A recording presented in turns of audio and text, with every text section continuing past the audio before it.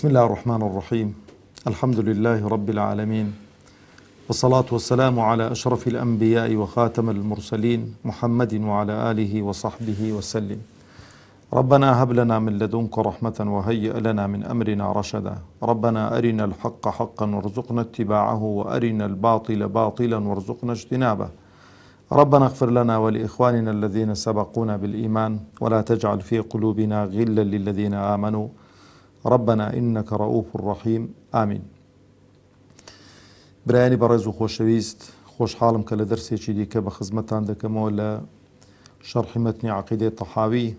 خوای گەورە تەبارەک و تەعالا بە گەورەی و عەزەمەتی خۆی ئەو دەرسانە بخاتە تەرازوی حەسەناتمان و تەرازوی چاکەکانمانی پێ قوڕسکە و عاقیبەت خێرمان بکا، سەربەرز و سەرفرازی دنیا و قیامەتمان بکاتن، داهاتوومان لە ڕابردوومان باشتر بکا ئینشاءالله. گەیشتینە فەقەڕەی وَنُؤْمِنُ بِالْكِرَامِ الْكَاتِبِينَ فإن الله قد جعلهم علينا حافظين. ئەمە لە دەرسەکانی ڕابردوو باسی مەلایکەتانمان کرد، بەڵام لێرانە شەیخی تەحاوی ڕەحمەتی خوای لێبێ هاتووە باسی وەزیفەی هەندێک مەلایکەتان دەکات، بۆی کە ئینسان ئاگادار بێتن و بە تایبەتیش ئەو قەزیانەی کە غەیبن لەبەر چاونین کۆچێکە لە غەیبیات لە چوارچێوەی قورئان و سنەتی پێغەمبەردا عەلەیهی سەڵات وسەلام عەفوەن ئینسان دروستەکە قسەی لێ بکات و زەروریشە. طبعاً بە گوێرەی قورئان و فەرمودەکانی پێغەمبەری خوا عەلەیهی سەڵات وسەلام هەموو ئینسانێک دوو مەلایکەتی لەگەڵدان بێزگە لە حەفەظە. ئەو دوو مەلایکەتە پێیان دەگوترێ کیرام کاتبین.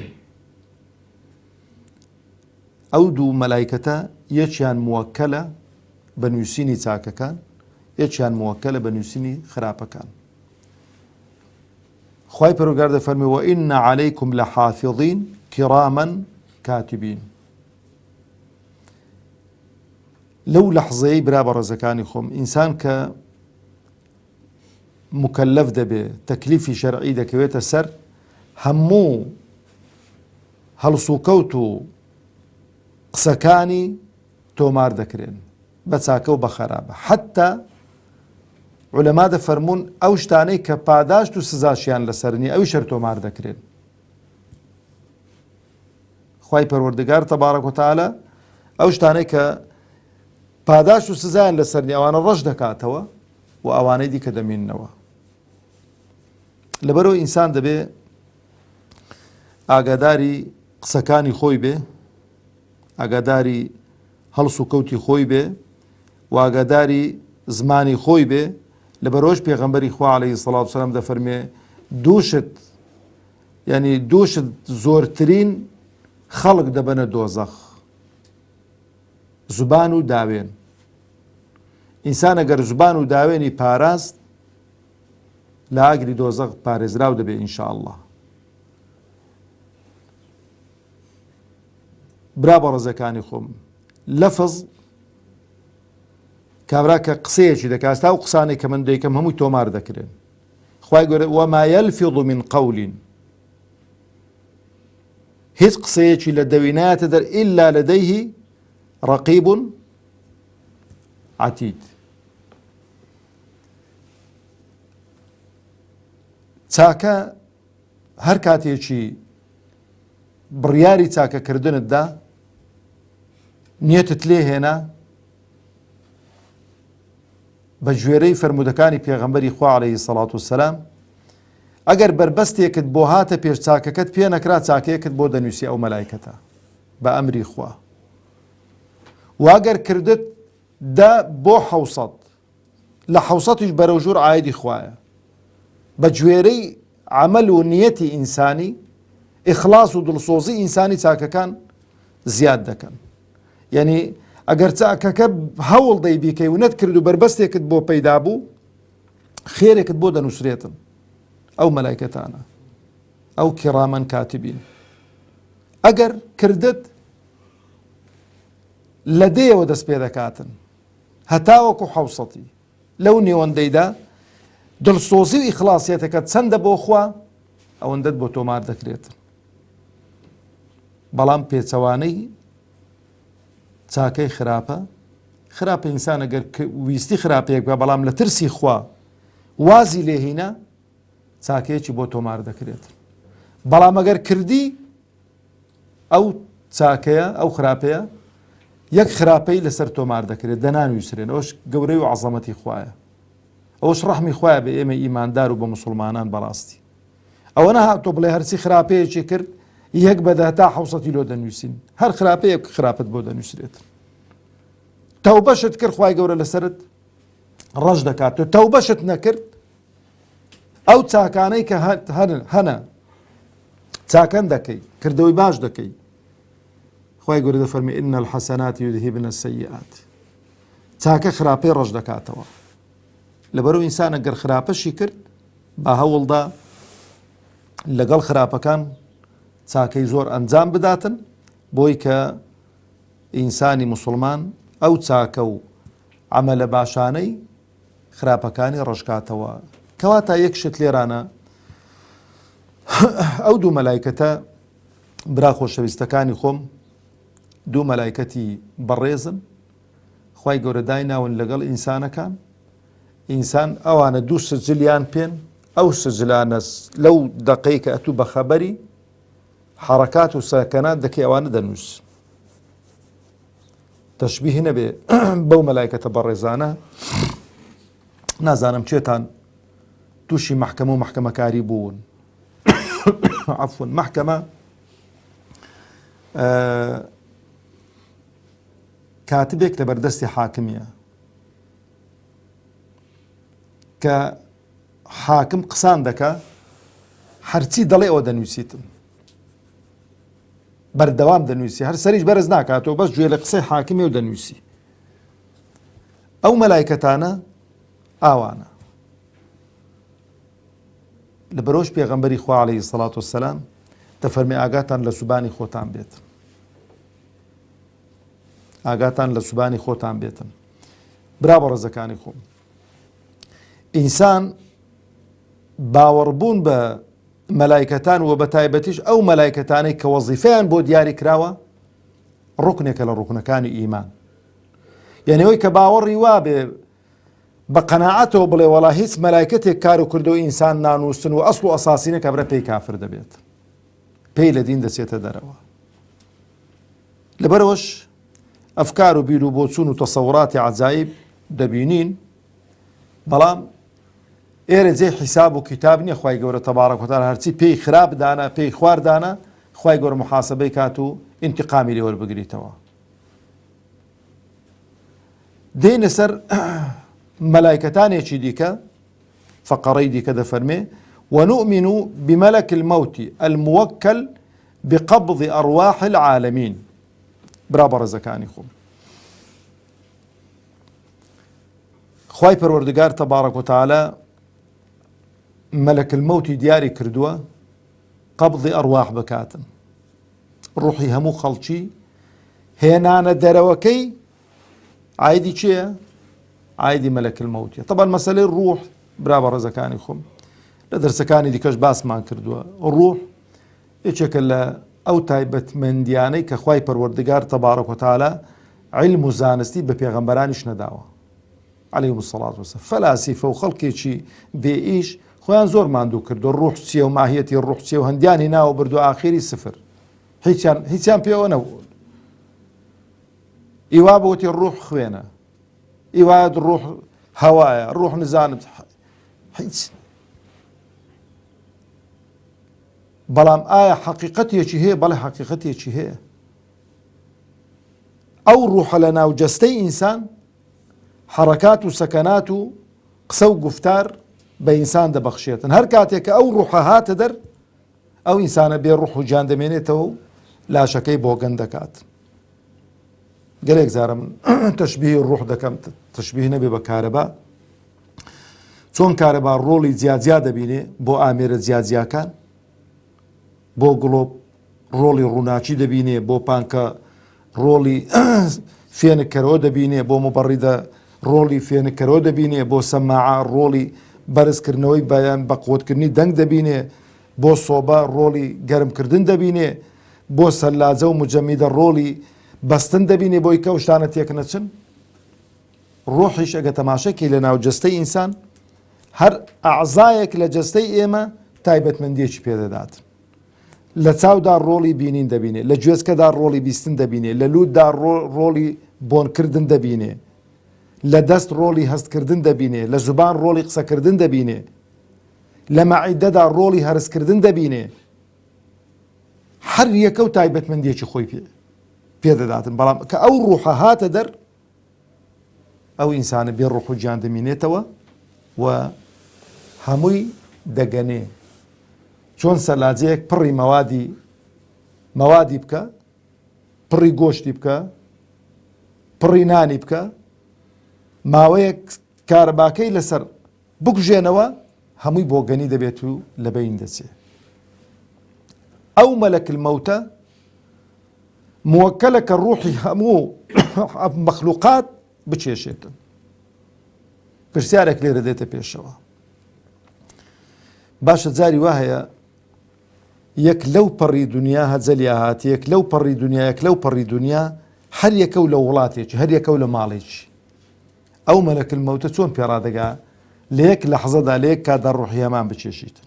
ئەو یەکێکە لەو ئەسرارانەی کە ئەمە پێی پێنابین.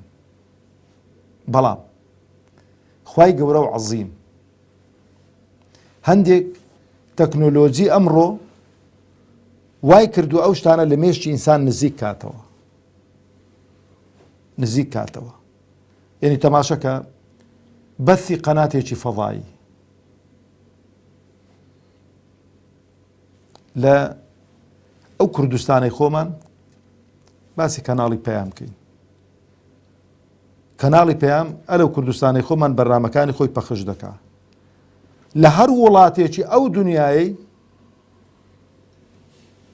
بەس کەناڵەکەی بکاتەوە کابرا بە سەوت و سوورە لەوێن دەرێ حازرە. هەموو کەناڵەکانی دیکەش قیاسکە بەو شێوەیە. یان ئەو قەمەرە سەناعیەی کە پەخشی کەناڵەکان دەکات، یەک قەمەرە بە هەزاران کەناڵ پەخش دەکاتەوە لە هەموو ئەو سەرگۆی زەویەی. لەوەش ورتر شەبەکەی ئیتیصالات، یەک جیهازی گچکێ دایان ناوە، بە هەزاران خەڵک، جاریوا بە ملیۆنان خەڵک پەیوەندی دەکاتن. ئەو ملیۆنان خەڵکە کە پەیوەندی دەکا غافڵ گیر نابی لەوەی کە وەحدەی ئەوەی دانە بەزێنیان وەحدەی وەڵا لە فکرم چوو لە بەرەوەی دووسێ کەس بوون و لە غافڵ گیر بوو. بە ملیۆنان کەس ئیتیصال بکە وەحدەی هەماندا دەبەزینیت. جیاوازی کاریش دەکات. جاری وایە ئەتۆ ئیتیصال دەکەی، ئەتۆ مشارەکەی مانگانەت هەیە، وەحدەی تودا نابەزیتن، بۆ چکۆ دەزانی لەوێ دەرێت و مشارەکەی مانگانەت هەیە. ئەوی دیکە نەخێر کاکە ئەوە سنتەکەی کەمترە، سنتەکەت کەمتر لێ دەگوشیتن. ئەگە عەقڵی ئینسان بگاتە ئەو دەرەجەیەی کە ئەجهیزەیەکی ئاوا دروست کاتن بەو شێوەی تەحەکوم بە هەموو سەرگۆی زەوی بکاتن، قسەمان چێ بەرامبەر بەدەسەڵات و گەورەی و عەزەمەتی خوا تەبارەک و تەعالا هیچ. هەوەی خوای گەورە کون فەیەکوونە. کەواتە مەسەلەی مەلەک المەوت ئەوە یەکێکە لەو تایبەتمەندیانە کە خوا پێی داوە، دەسەڵاتێکی پێداوە لە یەک کاتدا دەتوانێت لە هەر شوێنێکی بێتن بە هەزاران خەڵک پێکەوە ڕوح بچێشیتن. ئەو جابرا بە ڕێزەکانی خۆم بڕیارەکە لەلایەن خوای پەروەردگارەوە دەردەچێت. خوای گەورە کە دەفەرمێ قل یەتەوەفاکم مەلەک المەوت الذی وکیل بیکم، مەلەک المەوت ڕوحەکان دینیتە دەر. بەڵام خوای چێیە بڕیاری مردنەکە دەدا؟ الله یەتەوەفە الأنفس حین موتها والتي لم تمت في منامها فيقضى عليها الموت هەتا ئاخری ئاەتەکەی. ئەو جەبرا بە ڕێزەکانی خۆم لێرانەدا بڕیارەکە لەلایەن خواوە دەردەچێتن. کە بڕیارەکە لەلایەن خواوە دەردەچێت، چێ ئەو بڕیارە جێبەجێ دەکا و تەنفیز دەکا؟ مەلەک المەوت. مەلەک المەوت چی لەسەرە؟ بەس هێنانە دەری ڕوحەکەی لەسەرە. مەلەک المەوت ئاعوانی هەن، دار و دەستەی هەن، مەلایکەتی ڕەحمەت مدى البصر، ملائكتي عذاب مدى البصر. چەند چاوت ئەو دەکە هەمووی ڕێز بوون. ئەگەر ئینسان ئەهلی ئیمان بوو، ئەهلی ئیحسان بوو، چاکەکار بوو، مەلایکەتانی ڕەحمەت بە گوێرەی ئەو فەرموودەی پێغەمبەری خوا عەلەیهی سەڵاتو وەسەلام کە حەدیثێکی دوور و بەردرێژە، مەجاڵی خوێندنەوە منە لێرانە، دەفەرمێ مەلایکەتانی ڕەحمەت لە بەهەشت دێن، کفنی لە بەهەشت بۆ دێنن، ئەوجا کە کفنی لە بەهەشت بۆ دێنن خۆشترین بۆنی پێدا دەکەن بەو کفنەی، دێن ڕادەوەستن، ئاوا ڕاوەستاون تا چاوت دەبینێتن، چاوەڕێی مەلەک المەوت دەکەن. مەلەک المەوت کە ڕوحی ئەو ئیماندارەی کێشا، یەک لەحزە نایڵن ئەو ڕوحە لە دەستی مەلەک المەوتدا بمێنێتەوە، ڕاست ڕوحەکەی لێ وەردەگرن، کفن و دفنی دەکەن ئەو ڕوحەی ئەو بۆ نەخۆشەشیان پێدا کردووە، بە هەر شوێنێکی دادەچن هەر مەلایکەتی دەڵێن ئەو ڕوحە هیچی ئیماندارێکە، هیچێ پیاوێکی ساڵحە، ئەویش بە چاکترین و جوانترین ناو کە پێی خۆش بۆ لەسەر زەوی پێی بانگ بکرێ، دەڵێن ڕوحی فڵان کەسیە، پێچەوانەکەش ڕوحی کابرای کافر، ڕوحی کابرای کافر. کاتێک کە خوای گەورە تەبارەک وتەعالە پێش ڕوح کێشانیان دەفەرمێ وەلەو تەڕە ئیذ یەتەوەفە الەذینە کەفەڕوا المەلائکەة یەضریبونە وجوهەهم وئەدبارەهم، پێش ڕوح دەرچوونیان لە دەموچاو و لە پشت و لەوانەیان دەدەن مەلایکەت، خوا پەنامان داتن. ئەوجا لە دۆزەخدا کفنی لە دۆزەخ بۆ دێنن، بۆن پیسترین بۆنی پێدا دەکەن بە کفنەکەی، دێن سڕە دەگرن هەتاوەکو مەلەک المەوت ڕوحەکەی دەچێشیتن. ڕوحەکەی کابرای کافر پێغەمبەر دەفەرمێ عەلەیهی سەڵاتو وەسەلام کە چاوی بە مەلەک المەوت دەکەوێ، ئەو ڕوحە پەرش و بڵاو دەبێت لەناو ئەو لاشەی ئینسانەیدا،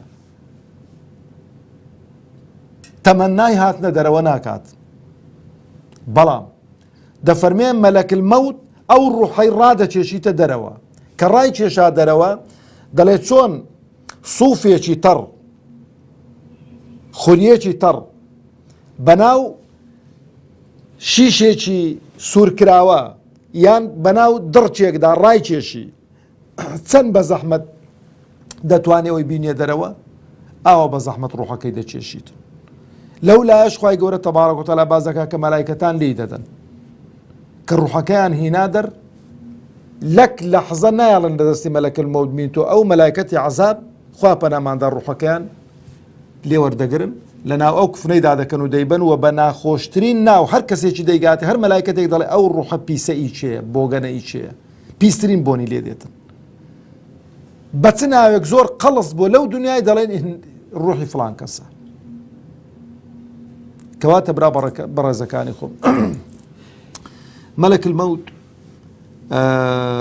ئەو مەلایکەتەیە کە قەبضی ئەڕواح دەکا و ڕوحی هەموو ئینسانەکان دەچێشی، ڕوحی هەموو جنۆکەکان دەچێشی، ڕوحی هەموو مەلایکەتانیش دەچێشیت. ئاخر شت بۆ خۆی دەمێنێتەوە لەگەڵ خوای پەروەردگار تەبارەک وتەعالە. خوای پەروەردگار دەفەرمێ موت یا مەلەک المەوت، بڕیاری مردنی مەلەک المەوت، بەڵام ئاخر ذی ڕوح مەلەک المەوتە دەمریت. ئەویش کۆتایی پێدەکە، کۆتایی پێهات جارێکی دیکە خوای گەورە تەبارەک وتەعالە بە گەورەی و عەزەمەتی خۆی ئەو مەخلوقاتە زیندی دەکاتەوە و ڕوحەکان دێنەوە ناو لاشەی ئینسان، بەڵام دنیایەکی دیکەیە و عالەمێکی دیکەیە و حەشر و حیساب دەست پێ دەکات. ئەو جا خوای پەروەردگار دەفەرمێ فەریق فی الجەنە و فەریق فی السەعیر، کۆمەڵێک بە ئەبەدی لە بەهەشتدا دەمێنەوە، خوای گەورە لەوانەمان قبولکە، و کۆمەڵێکیش بە ئەبەدی لە دۆزەخدا دەمێنەوە، خوای گەورە پەنامان داتن یا رب العالمین. والسلام عليكم ورحمة الله وبركاته.